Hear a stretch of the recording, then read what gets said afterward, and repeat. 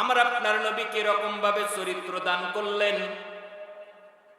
এই নবীজিকে চরিত্র দান করার পরে নবীজির অনেক ধরনের মান সম্মান তিনি উন্নীত করে দিলেন।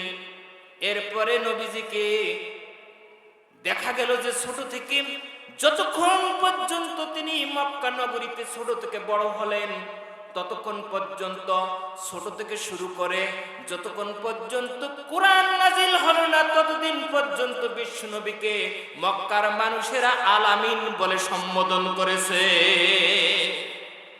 বিশ্বাসী বলে সম্বোধন করেছে।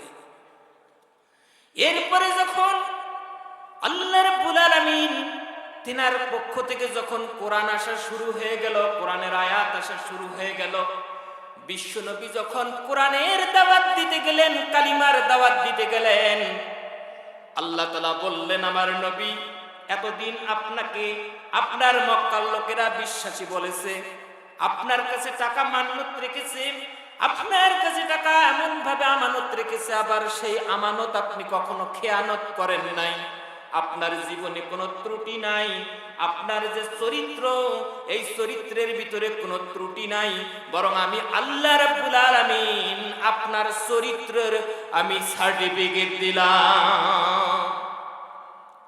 নবীজির চরিত্রের সার্টিফিকেট আল্লাহ রাব্বুল আলামিন দেওয়ার পরও সমগ্র আরববাসী তাকে আলামিন বিশ্বাসী বলে ডাকার পরও যখন কালিমার দাওয়াত দিতে গেল, বিশ্বনবীর বিরোধিতা তখন থেকে শুরু হয়ে গেল। কথা কোন ঠিক কিনা?